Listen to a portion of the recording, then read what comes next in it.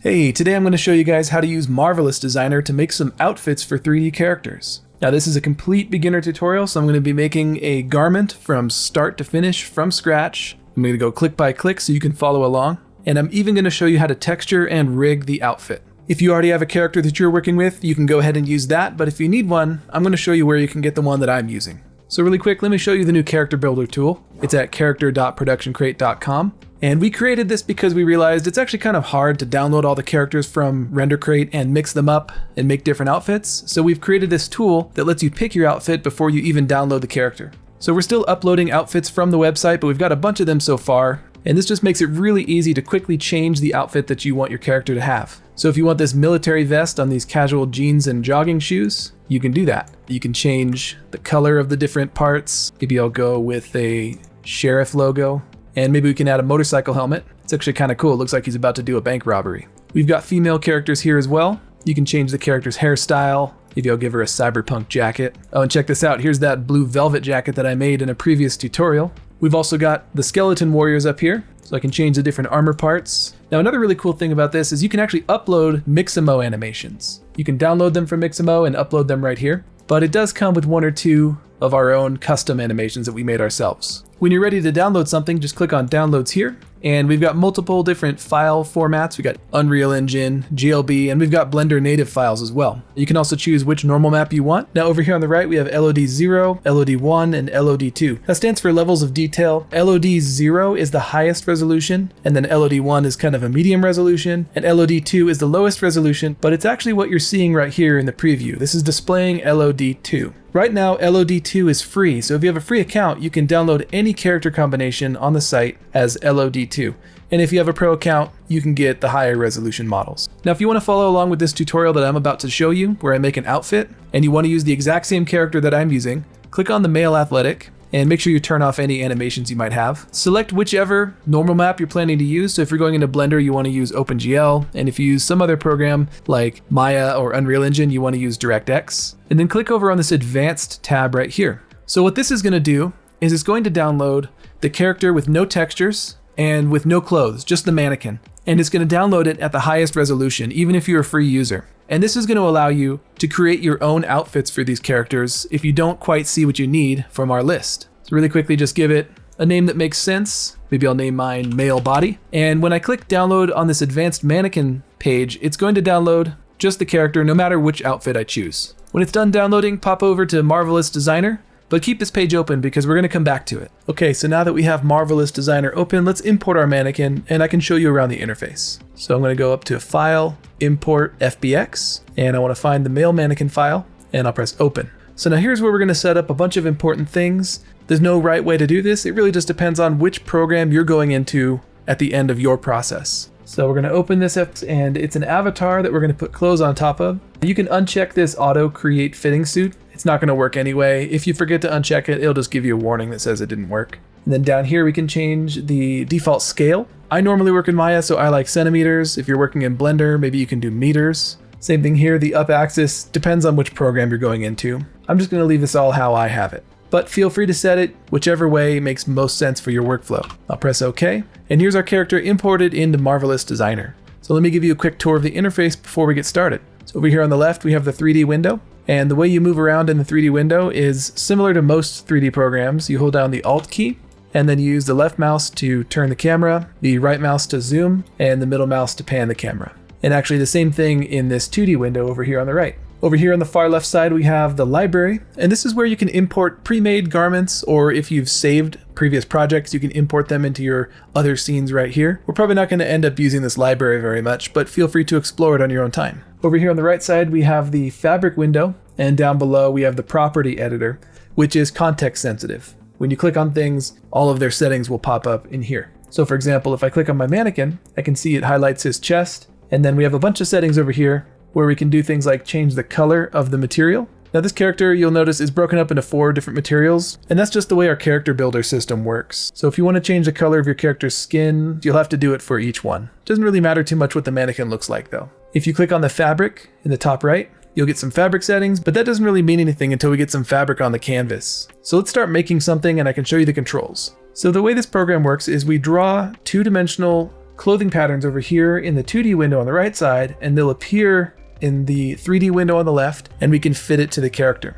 So let's just start with a basic square. So up here on this button right here, we get different polygon shapes. I'm going to click on the rectangle tool, or the hotkey is S, and then I'll draw a box somewhere in the 2D window like this. And then you'll notice that it appears in the 3D window on the left. Now to simulate this like cloth, we can either go up here in the top left of this window and click on this down arrow, or we can just hit the space bar and we can see that it crumpled up on the ground. I'm gonna hit space bar to stop it, and then I'll press Control Z to undo. And I think I'm gonna click on this and just sort of move it into place on top of his head like that. And now if I press play, it falls and collides with the mesh. Over here in the 2D window again, we can use these two tools here on the left side to manipulate the shape. The first one, Transform Pattern, is kind of like object mode in Blender. It lets you manipulate the shape as a whole. The hotkey for that is A. So now I can change the overall size of this, make it really big, press play, and now we got a cool Halloween costume. The second button lets you edit the shape in different ways. So the most basic one is Edit Pattern,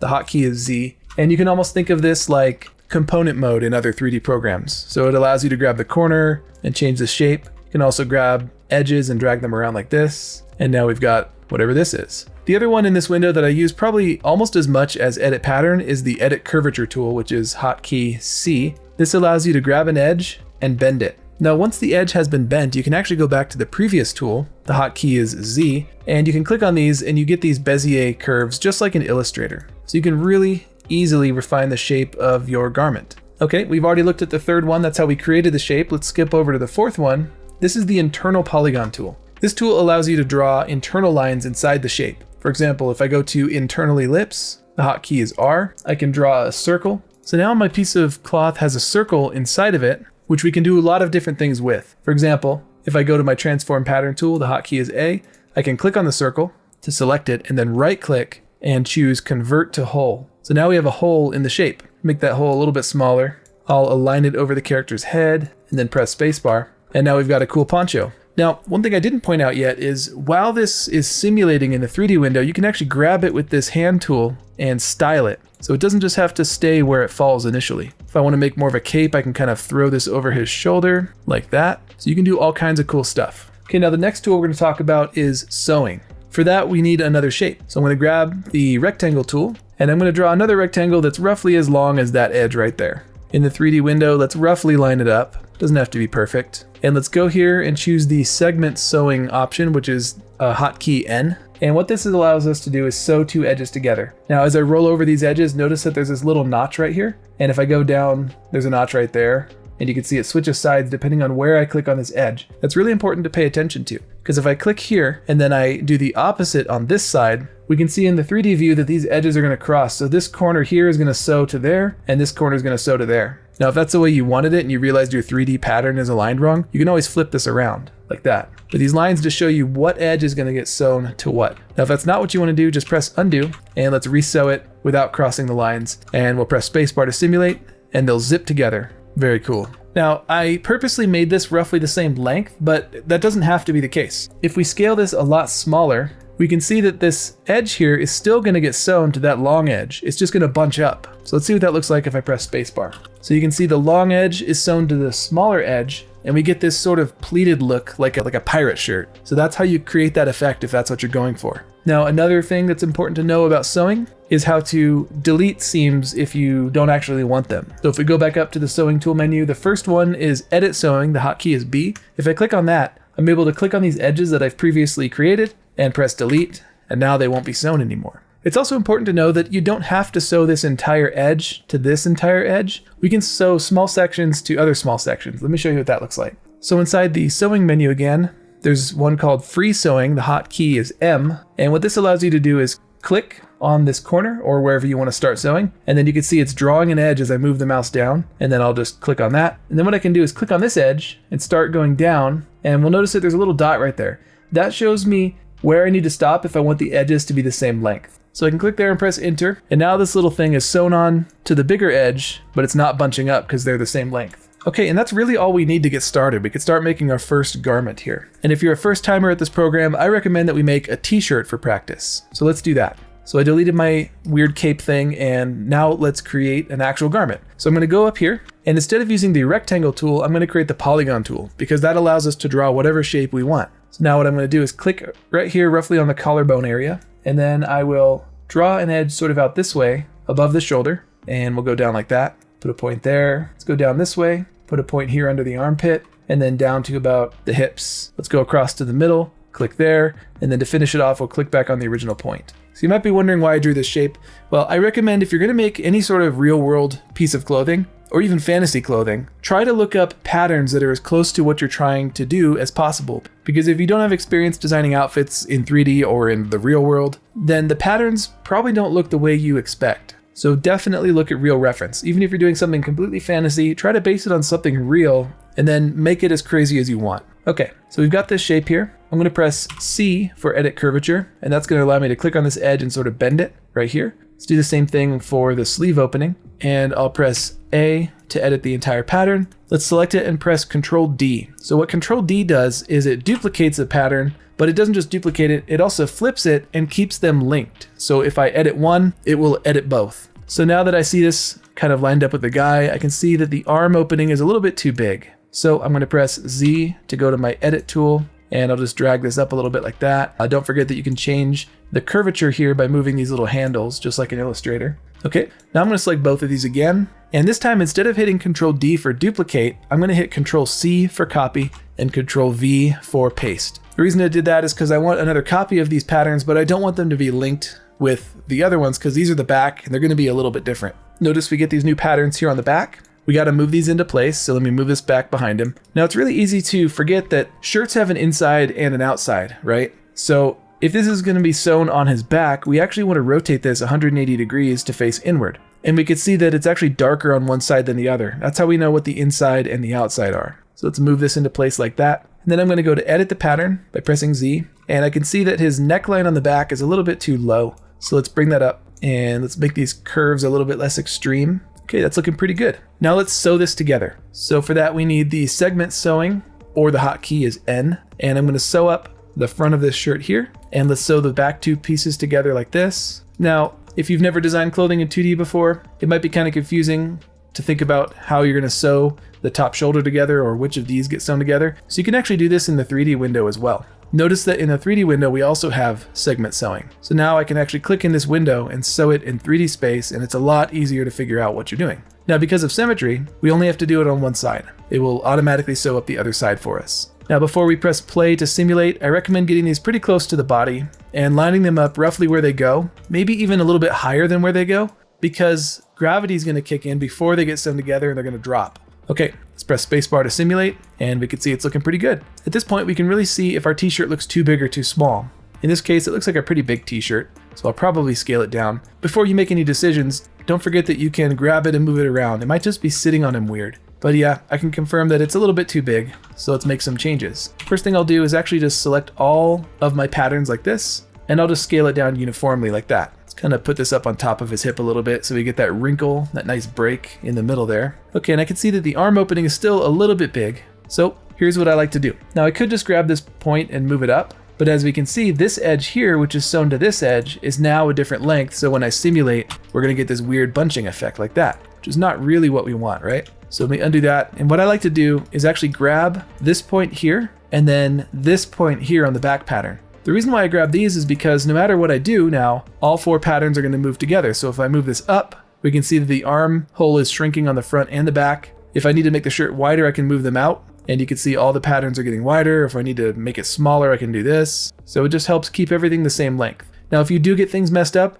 you may have already noticed, but if I click on this edge, I can see it's telling me the length of this edge. This one is 48.51. This one here is 48.51 as well. So if you start to notice that these numbers look different, could be that you messed up a little bit and started moving things around without paying attention, and that's fine. It makes it a lot easier to get it back together because those numbers are there. Okay, I think that looks a little bit better. It's a nicely sized arm opening. Okay, so now we need to create a sleeve. And sleeves probably don't look the way you think they look if you've never seen a pattern for a t-shirt before. And if we look at a pattern here, we can see that sleeves are actually more like 5-sided shapes rather than just being a tube. So let's grab our polygon tool, and I'm gonna start by just drawing a little 5-sided Monopoly house, basically, just like that. Now I'm gonna press C to edit the curve, and I'm going to press Z to go back to editing my shape. So now I have access to these Bezier handles, and I can make a little S curve with the top of this shape, just like this. Okay, and if we look here, we want this edge to be the same length, roughly, as the edge it's going to be sewn to, which is the arm opening. So I can see the arm opening is about 28.1 on both sides. Over here, it's about 20 units long. So I'm just going to stretch this out a little bit more until we get about 28 units long. Okay, pretty close. We can also taper this down a little bit like that. And we've got a nice rough sleeve shape. Let's position it in place over his shoulder. And then to maintain symmetry, I'm going to hit Control D and place the other sleeve over here. So I'm going to press N for segment sewing. And once again, you can do this in the 3D window or in the 2D window. It doesn't really matter. But I'm going to click here on this edge, and then I'll sew it to that edge right there. Let's do the same thing on the back. Remember, the lines are helping you visualize how it's going to come together. That looks pretty good to me though, so I'm going to press spacebar to simulate, and we can see that the sleeves will fall into place. Now the underside needs to be sewn together, and now you can see why we didn't sew that originally, because it needs to fall and wrap around the arm before we close off the cylinder. So let's do that now. I'm going to press N for segment sewing, and I'll click here, and then click on the opposite edge of the same sleeve shape, and it will sew this up. Okay, cool. And you've just created your first garment in Marvelous Designer. Now you probably don't want to just make t-shirts. You probably want to make things that are more interesting. So I'm going to show you how to do that. We're going to make another garment, and it's going to be a little bit more complex, a little bit more unique. And I'm also going to take you all the way through the process after that. I'm going to show you how to UV map it, retopologize it, take it into Substance Painter and paint it, and even how to add it to this character rig so that it's part of an actual character that you can use. So I think I'm actually going to modify one of these outfits that's already up on the character builder tool. So I think I'm going to just take this guy who has a t-shirt and give him a puffy vest. So let's start by picking the t-shirt that I want. I'm feeling a blue vest, so I don't think I want a blue shirt. Maybe I'll take this Crate space travel shirt, and maybe I'll give him some shorts, Hawaiian shorts, why not? And of course I can pick a different shoe color. Let's go with a red. Okay, so this is going to be my new mannequin. Let's just go ahead and download him. And if you have a pro account, you can download LOD 0. Before you press download though, make sure you choose the right normal map for you. If you're going into Blender, get the Blender version. And it also helps to give him a name. Otherwise it's going to give it sort of this random string of numbers. Male, shorts, and T. So I'm going to press LOD 0 to download the highest resolution version that I can. Once he's done downloading, we can bring him into Marvelous Designer. So I'm going to close down this t-shirt scene. You can save yours if you want. I'm not going to save mine. I've made 1 million t-shirts by this point. So I'm going to go File, New Project, and then I'll go File, Import, FBX, and we'll find that FBX that we just downloaded, male, shorts, and T. And just like before, you can change these settings to match your workflow. I'm just going to keep mine at centimeters with Y up. And I'll press OK. Now the cool thing about downloading it from the character builder tool is the textures are embedded with the FBX, and so they actually get imported into Marvelous Designer. So we can see a rough estimation of what our character is actually going to look like. Okay, so this is going to be a very similar process in the beginning. We're going to create the basic shape that kind of hugs around the body, just like we did with the t-shirt.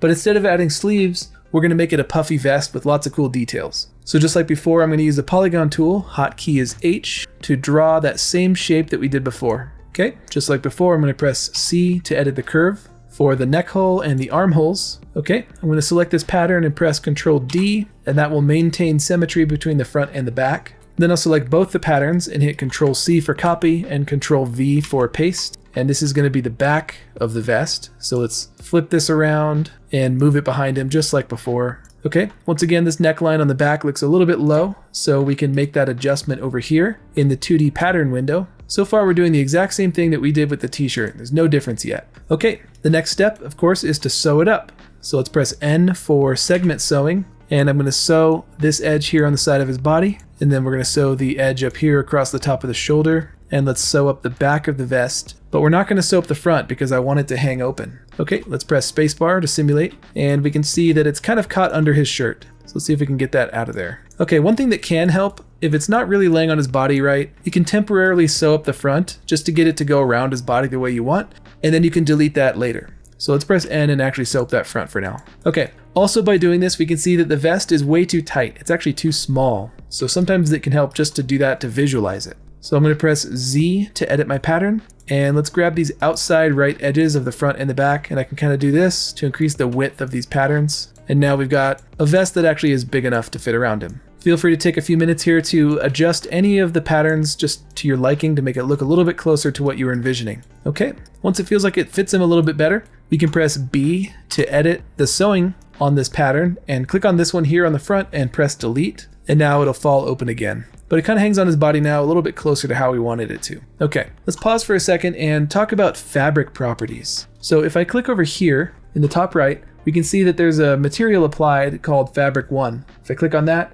we can go down to the properties down here, and we can do all kinds of cool things like change the color right here. I think I said I wanted a blue vest, so let's go ahead and choose a blue color. Now we can also change things like the roughness, the metalness, and all the typical PBR channels, but they also have some presets right here under type. You can see this is set to fabric matte. You can also try fabric shiny. That looks kind of like rubber or plastic to me. We can try silk, gives it sort of a metallic sheen. That actually might look pretty cool for one of those puffy, shiny jackets. Okay, that was pretty fun, but let's get back to designing this puffy vest. It's not looking like a puffy vest yet. So the first thing I want to do is sort of add the hems and the trim around the edges. So here's a cool little trick. If we press Z and select this edge, we can actually right click on it and choose offset as internal line. And it might be kind of hard to see, but now we have this pink line that's sort of set inward by 1/2 centimeter right here. We can increase that distance if we want to, or decrease it. We can also make copies if we want to have multiple copies of this edge. And you can see it does a pretty smart job of sticking to the outline of the shape. But in this instance, I just want 1, and let's make it about 2 centimeters. Over here, you can see now there's an internal line inside of the shape of the neckline.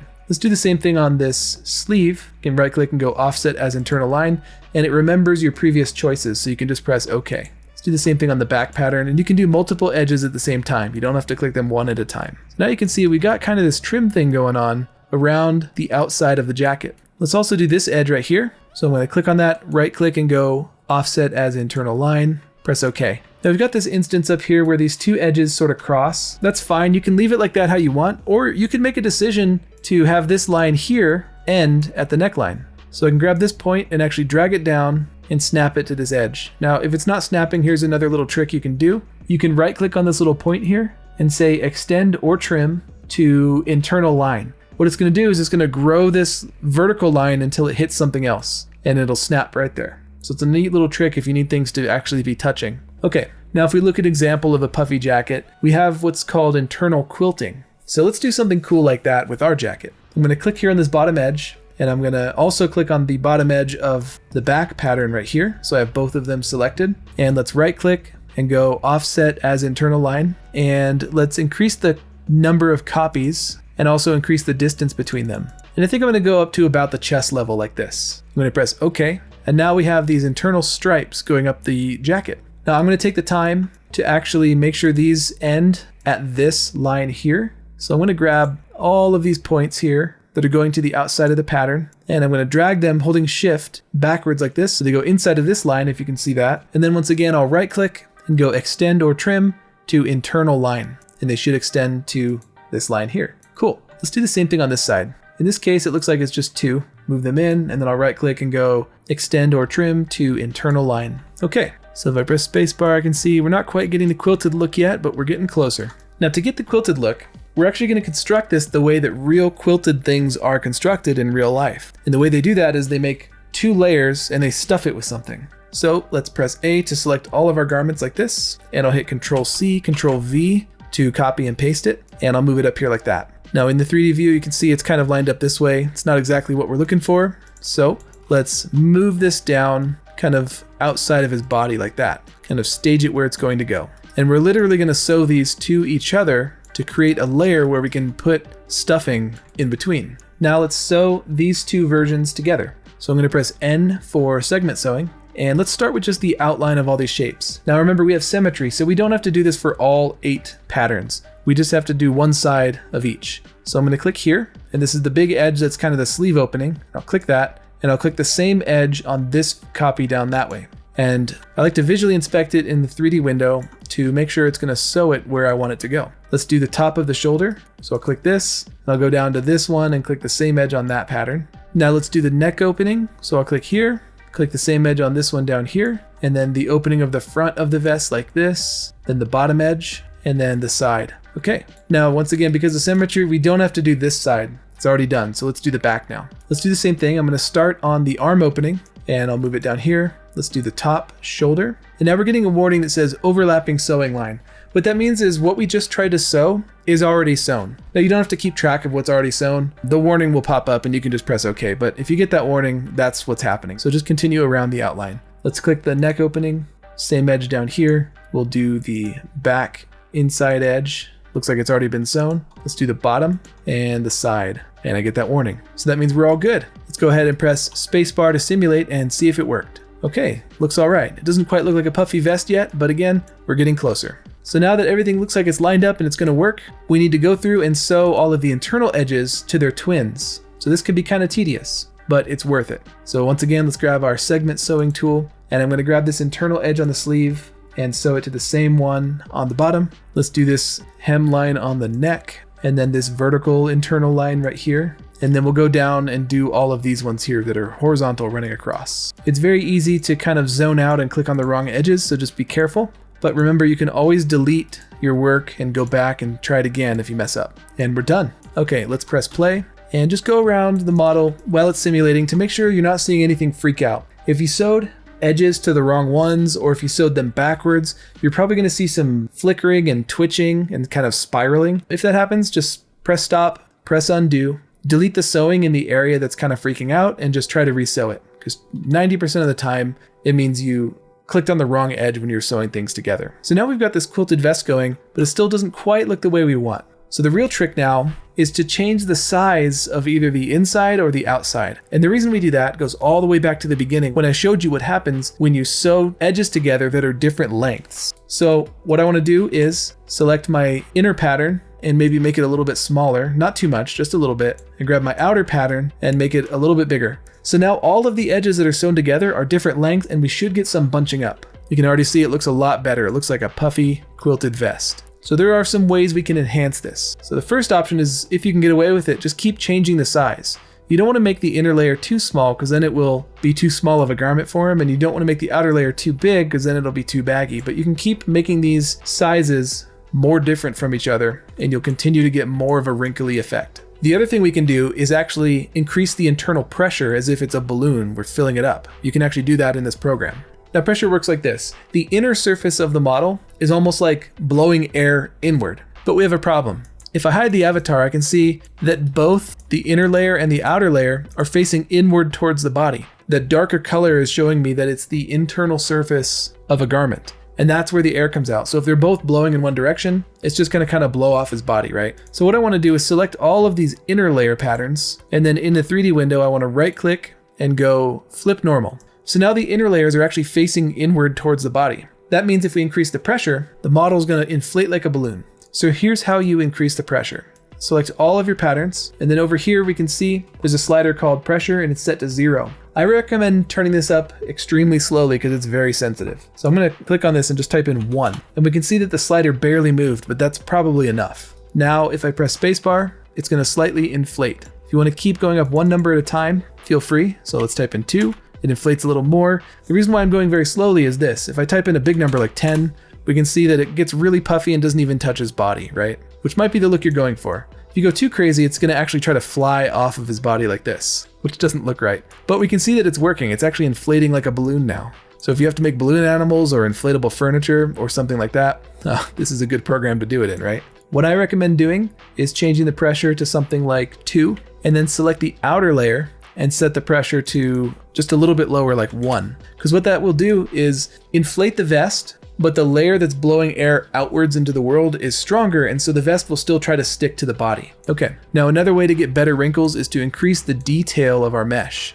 We haven't really talked about this yet, but now's a good time to talk about it. If you want to see the wireframe of your mesh to see how much detail there is, you can click up here. These are kind of the display settings, and I can go to wireframe on surface. So we can see the wireframe here, and it's not very high detail, it's not very high resolution. Here's how we can increase that. I'm going to select all of my patterns, and I'm going to look for a setting right here called particle distance. And right now it's set to 20. So this is a little bit different than a lot of other programs. If you want more detail, you need to type in a lower number here. So what this is the average distance between vertices in the mesh. Right now, they're roughly 20 millimeters apart. If you want more vertices, you need to bring them closer together. So let's try that. I'm going to change my number to 10. Notice how we get more vertices now. Now obviously when there's more verts, it means you can have more detail. So I'm going to press spacebar to simulate again, and it's going to run a lot slower, but we get more detailed wrinkles. We can also go even lower, but I don't recommend going too much lower than 5, especially if your computer's not very good. It will run very slowly. So I just set my particle distance here to 5. I press spacebar.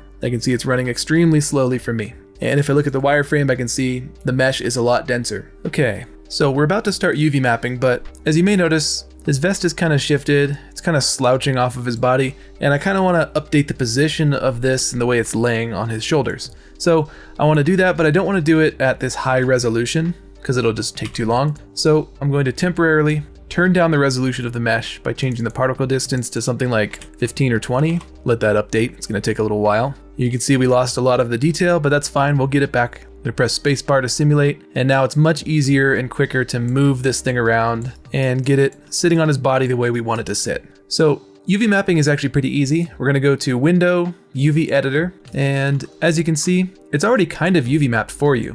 All of these shells are already laid out. They're kind of on top of each other, so I'm just going to kind of pull them apart. And it's also really hard to see which one's which because every shell basically looks the same. It's a very simple garment. So what we can do is click on them, and we can see that they light up in the 3D view. So I'm going to put all of the outward facing ones together. That's an inward one. This is an outward one. This is another inner layer, another outer layer, and inner layer. Okay, cool. Now the other thing is they may be backwards. They might be flipped. So what we're going to do is just check to see if it aligns visually with what it looks like in the 3D window. And if you want to hide your character, hide the avatar, just go to this menu right here and click on Show Avatar. And now we're seeing just the garment. Okay, so if I click on this shell, I can see it's this one here on the back. And if I just look at the way it's shaped in 3D space and in 2D space, I can tell that it's not flipped backwards. If I click on this one does look like it's flipped backwards because as you can see, the neck hole here is on the left side and the armhole is on the right, but in 3D space, it's opposite. So I'm going to right click and I'm going to go flip horizontally. Let's do the same thing for the inner surfaces. So this one looks like it's flipped the right way. This one looks like it's backwards. Okay, so now to arrange these pieces. So you want them all to fit within this space right here. You can see these colored lines. This is called the 0 to 1 space. Everything needs to fit inside that box. So we can select them all and scale them down and just line them up in whatever way makes sense for you. I think what I'm going to do is arrange them as if the vest is laying open. So here we have the 2 back pieces. And if you were to lay this vest open flat on the ground, the 2 front pieces would kind of be splayed out like this. And that's going to allow me to texture things a little bit easier, I think. Looks like I can't quite fit the inner surface in there. You can make the choice of maybe scaling these ones down a little bit smaller if you want to, because they're less visible, they're less important. They're going to be inside and the users aren't really going to see them as much. So you could scale them down like that. Okay, so we've UV mapped the vest. Let's turn the resolution back up and export a high resolution version of this mesh. I'm going to turn my avatar back on and I'm going to select all of my shells and I'll turn the particle distance way back down to like 5. I'll press spacebar to simulate. I'll just do one last visual check of everything to make sure it looks good. Pretty happy with all this. So let's export this thing for real. So I'll turn off simulation and I'm going to select all of my shells. Then I'm going to go File, Export, FBX, and I'm going to export this to my folder. I'm going to call it vest_high and I'll press save. When this window pops up, we need to make some changes. I don't want to select the avatars. I want to export a single object welded together with thin walls, and I do want to include unified UV coordinates so that we get that UV map. Let's press OK, and let's just import it into Blender just to check to make sure it worked. Quick visual check, everything looks pretty good. Let's go to the UV editing layout. I'm going to switch to edit mode, and then click on these little double arrows in the corner to see the entire UV map. And I can tell that it worked. It's laid out the way I intended. Now we need a lower resolution version of this mesh because that is way too high res for animation. We're just going to use that to create detail maps in Substance Painter.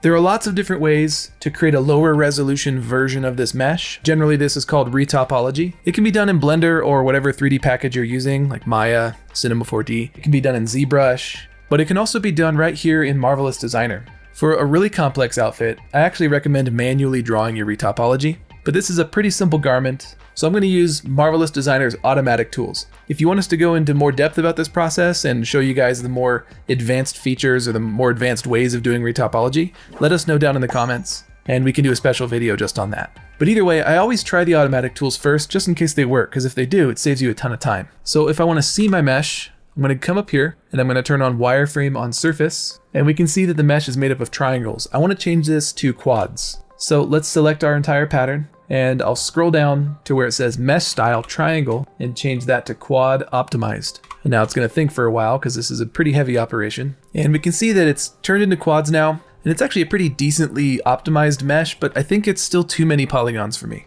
So in the newest versions of Marvelous Designer, there's a button up here called Everywhere Beta. So I'm going to click on that. You can type in the number of polygons you want. So currently it's about 66,000. I'm going to turn it down to maybe 10,000 and see what happens. So it's thinking, and that looks actually pretty good. You can go higher or lower depending on your needs, but I'm pretty happy with this. I'm going to go with this for my project. Really quickly, I just want to double check to make sure the UV map is still there. So I'm going to go to the UV editor window, and I can see that it is. If your UV map got messed up for some reason, don't worry about it. You can actually fix it right now. The UV map on the high-res version doesn't matter. So if you had to redo the UVs at this point and it doesn't quite match the high resolution version, that's okay. It doesn't really matter at all. As long as the low res version has a good UV map, you're all right. Oh, I should also say it's very important that you don't simulate at this point because we don't want to change the shape of the mesh anymore. The high res version and the low res version need to be the exact same shape and in the exact same position so that we can bake those details in Substance Painter. So let's export this one. File, export FBX, and I'll call this one Vest Low. I'll press save, and I'm going to use the same settings. I don't want to select the avatars, single object, I want to weld the verts, and I want it to be a thin surface, and I want to include the unified UV coordinates. Okay, I'll press OK. Now we can jump back over to Blender, and let's import Vest Low. We should see that it appears exactly in the same place and position as the high resolution mesh. That's good. They match pretty well. Okay, at this point, we're actually ready to jump over to Substance Painter and do some texturing. Okay, and here we are in Substance Painter. I'm going to treat this as a beginner tutorial, so if you've never opened Substance Painter before, you should still be able to follow along, but I'm not going to cover all of the features, only the ones really necessary for this project. So if you want a bigger overview of the program, I recommend you go check out one of our previous videos on Substance Painter where I explain every single thing about the program that you might need to know as a beginner. There's one video where we texture this robot from scratch, and another one where we do this car. Okay, so the first thing we want to do is go up to File, New, and here is where we select the FBX that we want to texture. So I'm going to go File, Select, and I'll choose Vest Low and press Open. I'm going to set my document resolution to 4K, and the normal map format, that really just depends on which program you're going into. If this is for Blender, you want to set this to OpenGL, and if you're going into something like Unreal Engine, then you would set this to DirectX. Then I'll just press OK. Now we've got the vest in Substance Painter. To move the camera around, just hold down Alt, use the left, middle, and right mouse buttons, just like in Marvelous Designer. Okay, and now we need to bake the detail from the high-res model onto the low-res model. And we want to do that for a couple reasons. First of all, we want to get more detail. You can see that we're not getting all of the little wrinkles that we were expecting to get. And also, if we don't bake the maps, these smart materials over here won't really work. So for example, if I grab this bone stylized, and I drag and drop it onto the model, it doesn't really look as expected. You know, based on this little thumbnail, we would expect the edges to be lighter and the shadows to be kind of darker and more dusty looking. But we're not seeing that because we haven't baked the maps. So here's how we do it. Come up here to the top right, click on this little button that looks like a croissant, and we go into the baking menu. And with this window, we're going to create all of these maps that you see listed here in the bottom left. So normal, world space normal, curvature, etc. I'm going to make sure that my output size is set to 4K or whichever resolution you want to work at. And here where it says high definition meshes, I'm going to click on this little file and I'm going to grab my high resolution FBX right here. So now you can see it's going to use this high resolution model and it's going to bake the details onto the low res model. Okay, and at this point we can just hit bake selected here at the bottom. So now it's creating all of the maps we need to get our smart materials to work, and it's also adding all the detail from our high resolution simulation onto the low res mesh as a texture. Okay, and when it's done, you can click back on this little paintbrush to go back to the texturing mode. Now, if you press B for bake, you could cycle through all the maps that were created. Just go ahead and keep pressing B. Just make sure that nothing looks too weird. And it's gonna eventually cycle back around to the beginning. You can just press M to go back to the material view, and we're ready to go. So a quick rundown of Substance Painter. If you click here on the left icon, you get your base materials. Go ahead and just drag and drop any two materials onto the model, just so I can show you how this program works. I'll grab this orange spray paint and maybe this blue tarp. So notice over here in the layers palette, we've got both of our materials. The blue one's on top, and so it's covering up the orange one. So it uses layers just like in Photoshop.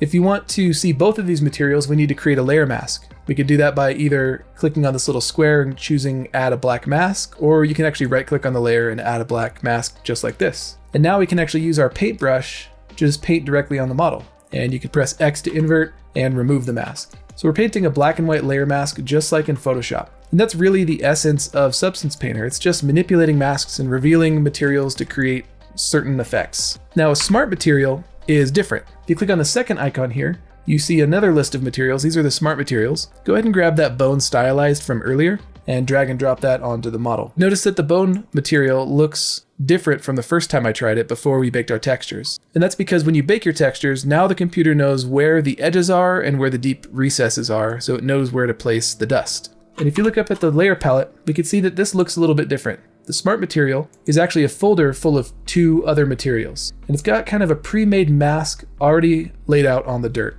so that you don't have to do it. By the way, if you want to view a mask, you can alt-click on it and you can see the black and white texture that's driving that effect. So everywhere it's white is where the dirt is falling on the model, and everywhere it's black is where there's no dirt. So I'm going to texture this jacket just for fun. Just sort of the typical semi-glossy puffy jacket. I'm just going to find some metallic smart material and we'll drag and drop this on, and then we can make some changes. By the way, if you want to view the maps that are being used to create this, you can press C for color. So here's the color map. You can see it's red with dark recesses and kind of a lot of dust on top. We'll probably have to change that. If I press C again, we get the metallic map. We can see everything that's white is metal. This is roughness, which controls the shininess. Here's the normal map. And if you keep toggling, you're going to cycle back around. So you could just press M for material. Let's open up this copper material and make some adjustments. Over here in the layer palette, we can see it's actually a pretty complex material. There's a lot of layers to it. Whenever you're working with a smart material, especially one that you're not familiar with, I recommend turning off all of the layers from top to bottom, start at the bottom and work your way up.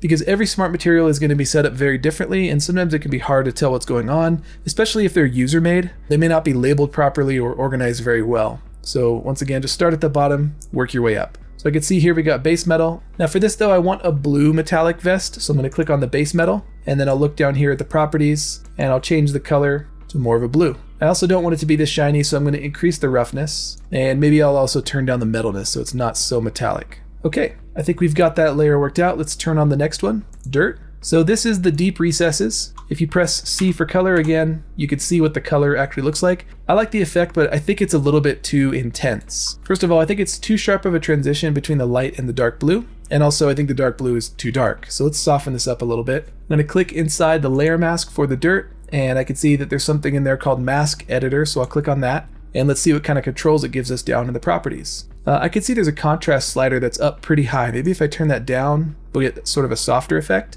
Or maybe I can even slightly turn up the blur to really soften it. And that looks pretty good. Let's press M to see the actual material. And yeah, that's more what I want. I didn't really want a really stark contrast between the 2 different shades of blue. Okay, let's turn on the next one called Surface Details. This one's really hard to tell the difference between what it looks like when it's on versus when it's off. So if I click on the material, I can see down here in the properties that it's just roughness. All it's doing is changing the shininess of the surface. And it's kind of not really doing much because I've already dulled down the surface. So maybe we don't even need this layer at all. I'm going to go ahead and press delete. Next, I'm going to turn on edge damage. This one's kind of hard to see, but it's actually creating this sort of chipped, scratched edge, which I don't think really looks good for cloth. It's really only there because this is supposed to be a metal material. So I think I'm going to delete this layer as well. I'll turn on the next layer called sun bleached, and this one looks really bad. It doesn't really work for us at all. So I'm also going to delete that one. And there's our blue metallic puffy vest. So that was pretty simple. Didn't take too much work. Okay, now there are a ton of possibilities for texturing clothing. We actually have a video just on texturing clothing in Substance Painter. So if you want more detail on how to do more cool things with clothing, go check out this previous video in our channel. The link will be down in the description.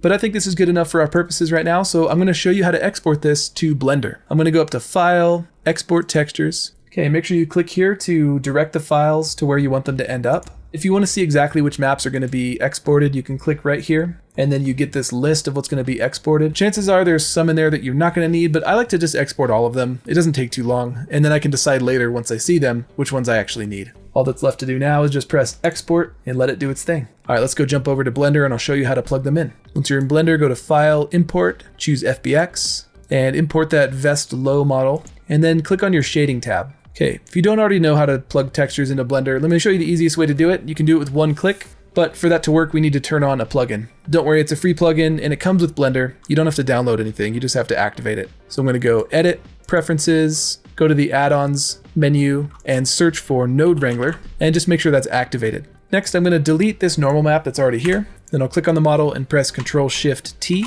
Navigate to the folder where the textures are that you just exported and grab Normal OpenGL, Base Color, Metallic, and Roughness. Those are the only ones that we need right now. And with the Node Wrangler, you can see that it automatically plugs in all 4 of those textures where they go with just one click. Super easy. And it's done, it's ready to go. Okay, so now it's time to rig this vest. Really quickly, if you want to alter the pose of this character and you've never done it before in Blender, here's how you can do it. Just try to click on one of the bones. You can see them sticking through the character's shins or through the elbow here. And then you can go from object mode to pose mode. And if you want to be able to see the joints, you can click up here in the top right where it says bones and then just turn on armature overlays right here. And now if you click on a bone and press R for rotate, you can see we're changing the pose of the character. But as you can see, the vest does not follow the character. By the way, if you accidentally get your character into a pose and you don't know how to get it back to the default pose, just right click on the joint that's been moved and go clear user transforms. Okay, let's get this thing rigged. I'm gonna go back to object mode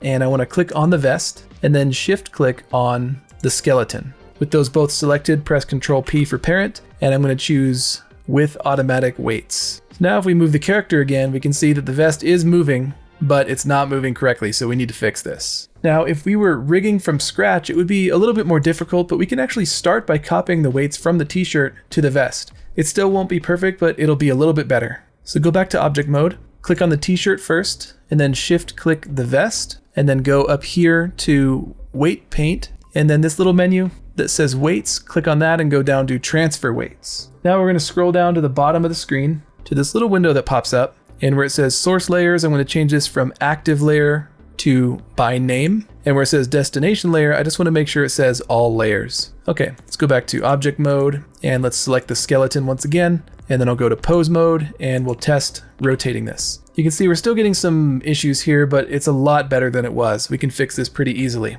For this next step, it might be easier if we only see the vest and we don't see the character underneath. So if we open up our character here in the outliner, we can turn off things like casual shorts, the t-shirt, maybe the head, the torso, and the legs. So now we just see the vest. Okay, let's put this into a pose that shows what's wrong with the weight painting. So I'm going to go to pose mode and I'm going to raise up the arm.